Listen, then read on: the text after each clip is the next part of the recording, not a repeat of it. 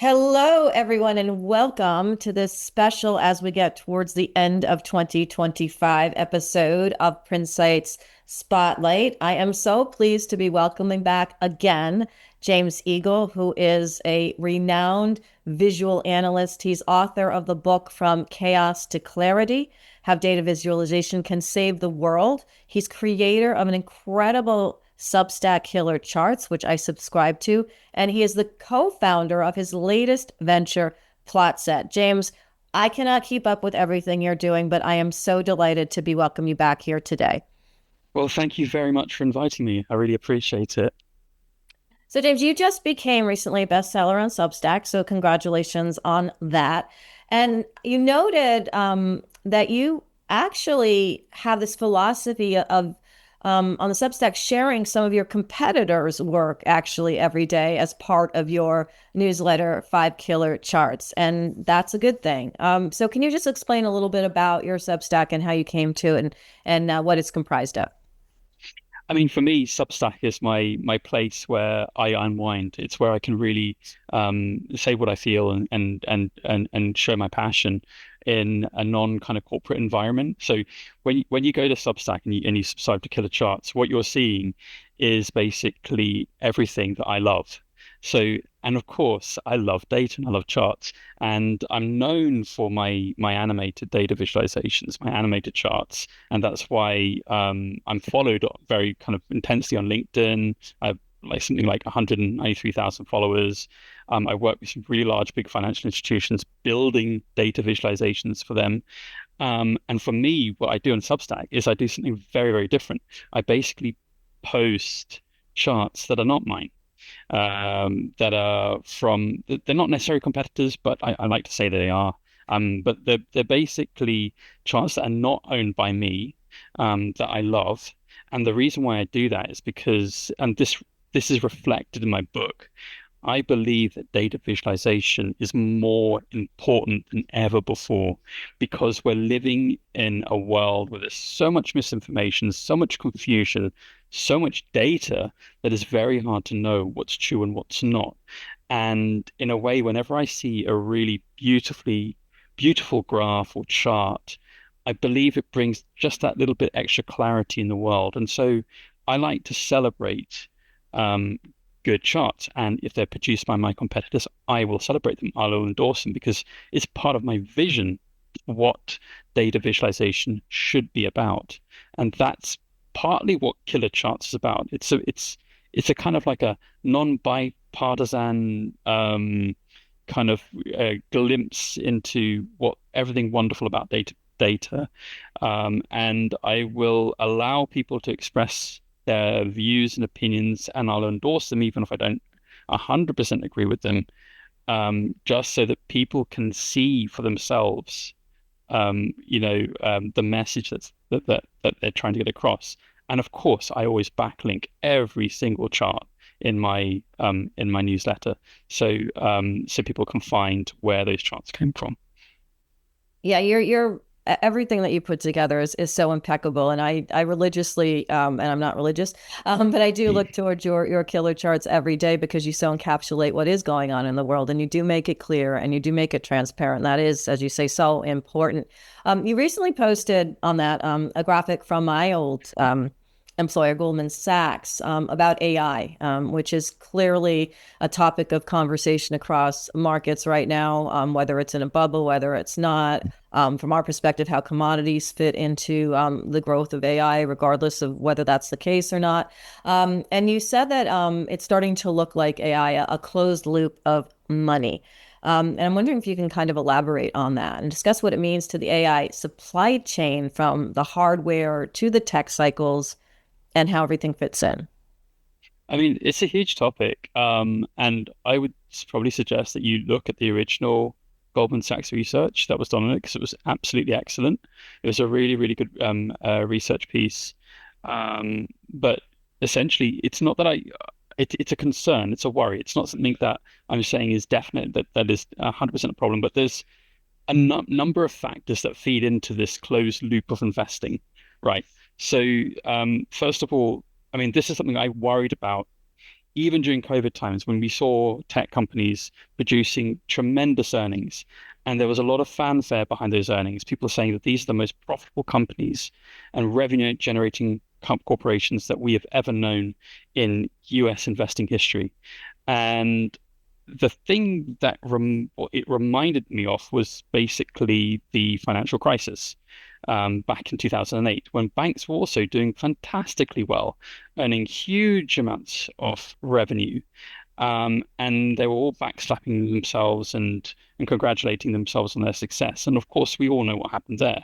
It unraveled quite dramatically, partly because I guess what we saw there was a kind of a selling and spreading of risk in a very circular way, in such a fashion that it no longer became kind of logical where things sat and where things went, and revenue was just circulating around from one financial institution to another, through deposits and loans, et cetera, et cetera.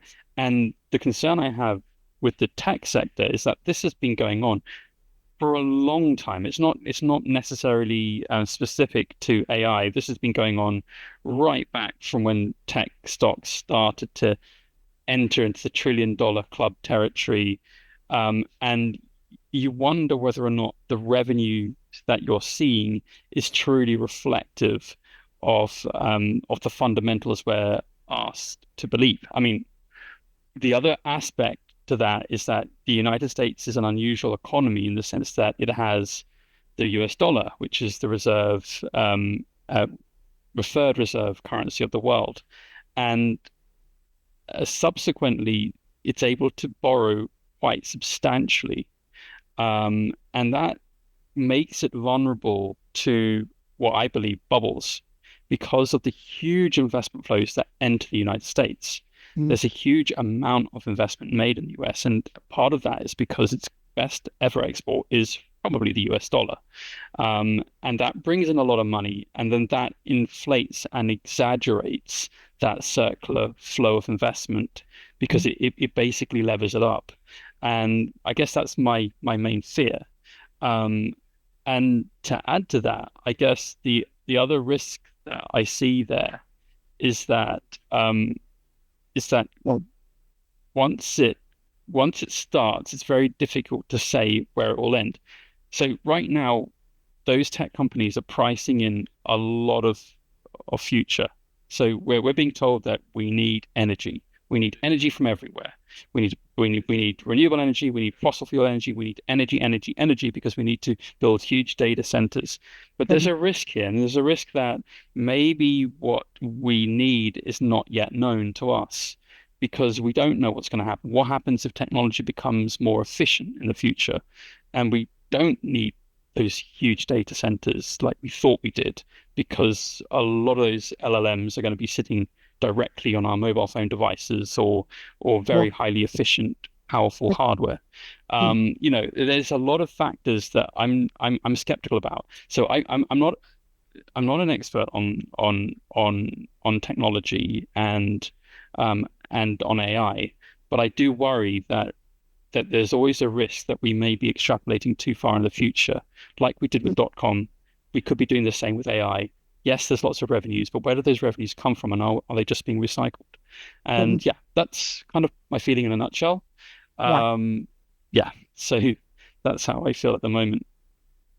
Yeah, it's fascinating, and I guess we are all students of the present as things evolve. As much as we look in the future and at the past, we are still sort of evolving. And you mentioned the banking crisis, and you also had put out a recent piece from where you sit. You're based in Switzerland, on banking consolidation in Switzerland, which used to have about 450 banks. You mentioned today has fewer than 230. I think this is something we're seeing really throughout the world. But now UBS, the flagship Swiss bank, is talking about sort of repositioning completely to the US and so forth. So, how do you see the just banking system today from the standpoint of that comparison? You've been in that sector as well, and what it might mean in terms of yeah, any potential risks there and also investments there.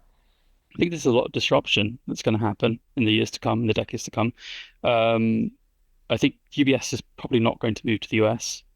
Right. It's when I mean, this is something that you often do in negotiating. You put down a very, very tough kind of offer, an unreasonable offer, or you make an unreasonable threat in order to make people listen. And I think that's what's happened here. UBS has really said, look, if you bring in these capital requirements, it's going to make us uncompetitive internationally. So we're considering going to the US. It's a threat.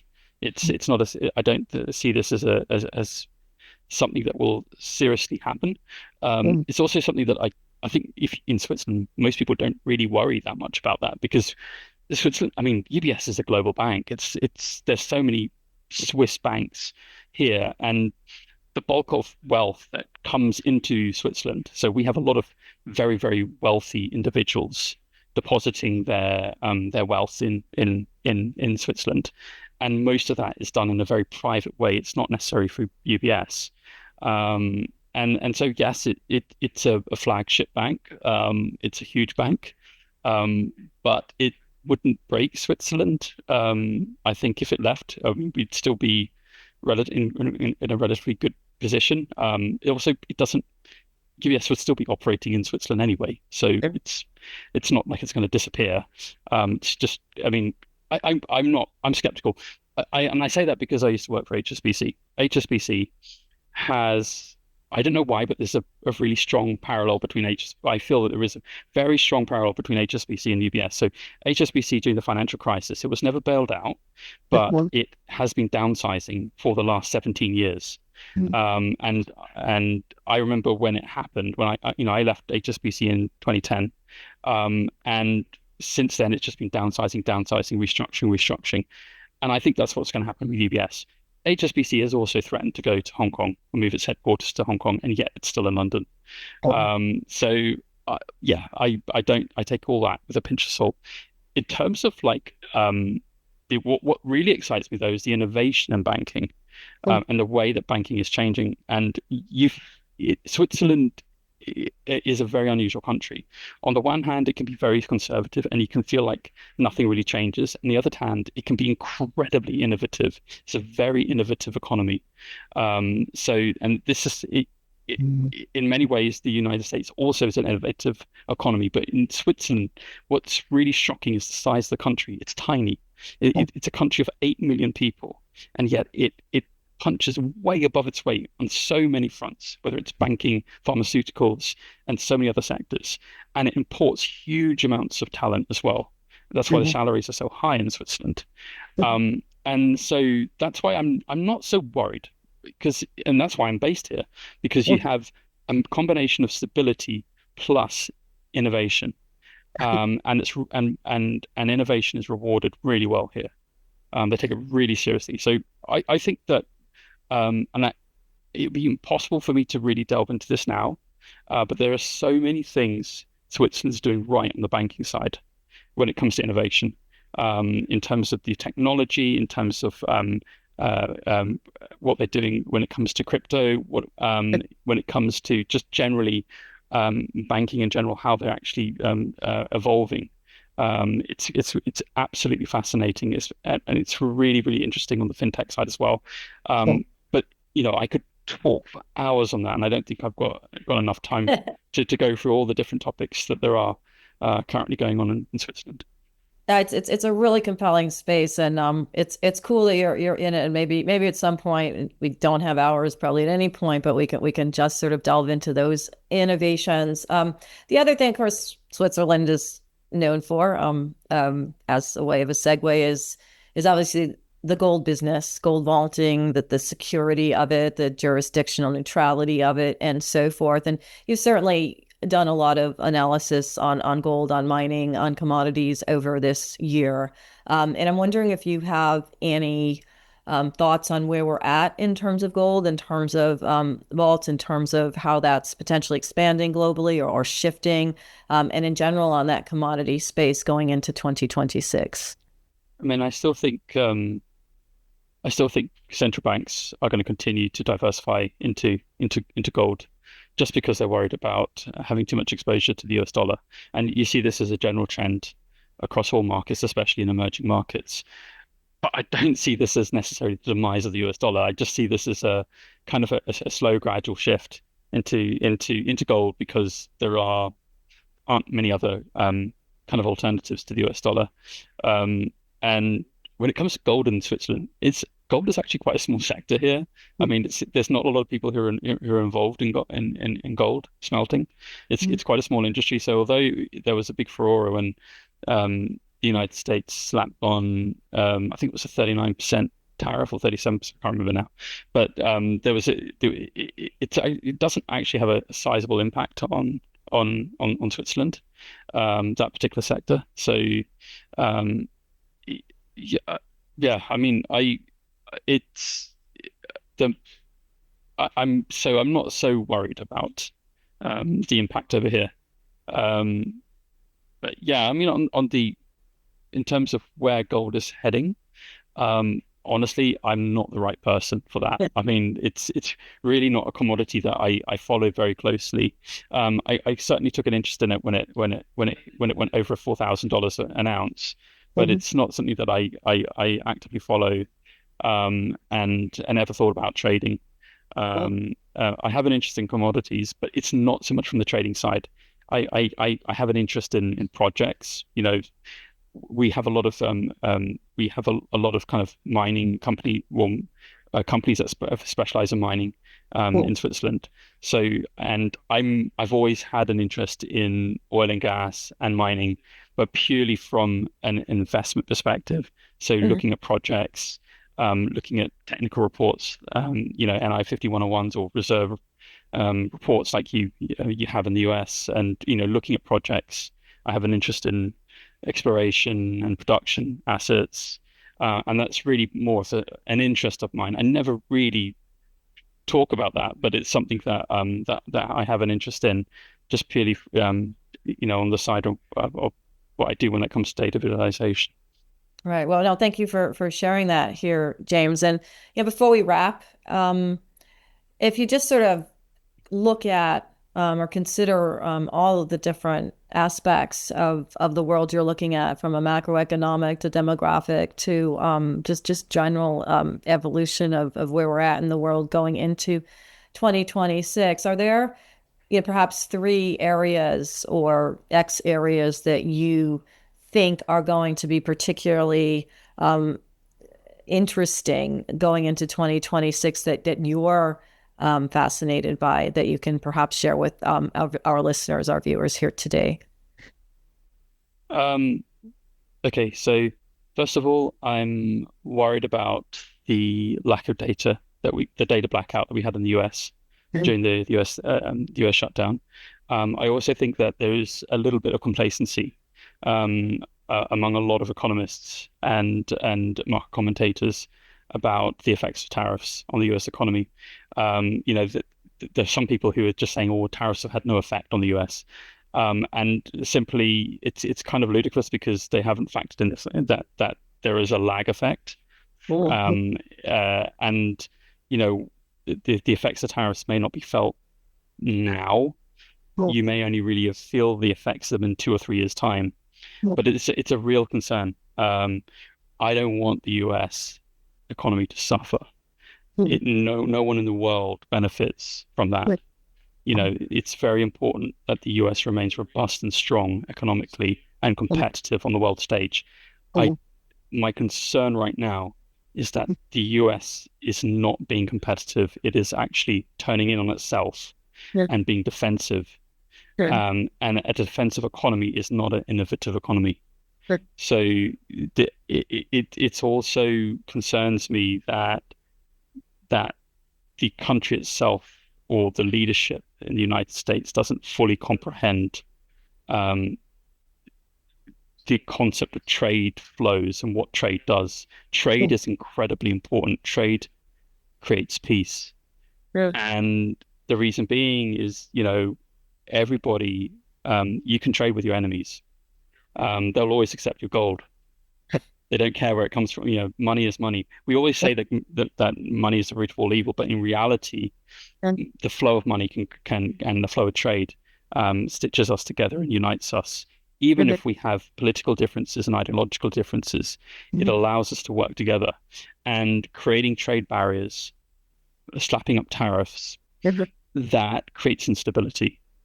And that doesn't, no one benefits from that in the long run. So my real concerns, and they continue to be concerns now, are the negative impact of what tariffs will have on the long term on the US economy and the damage that's being done to US institutions right now. And this is not a political thing. This is purely pragmatic, like from an economic perspective. Like I just don't buy the rhetoric that's coming out of the United States right now. I think that the United States was already great. It didn't need to be great again. I think it's complete nonsense. You have an absolutely fantastic country, which was a beacon for the world in terms of freedom of speech, and all so many things. And I feel somehow that it's got lost somewhere, and I think economically that can be very damaging. So yeah, those are my concerns. Well, thank you so much for sharing those. And as always, your perspective, your insights are so unique and so important, as is all of your visualization and your data analysis for everyone. So, everybody who's watching, listening, I really encourage you to go and check out James's Substack, Killer Charts, his book, his other endeavors, and see for yourself how important it is to look at that kind of transparency that he provides to all of us. James, thank you again so much for joining. Look forward to checking back in with you in the new year. And I will continue, meanwhile, to be waiting for my killer charts every day, Thank you. and seeing what you are looking at and looking for. So thank you so much. You're welcome. And for those of you listening here today, thank you so much for tuning in to this special episode of Prinsights Global Spotlight.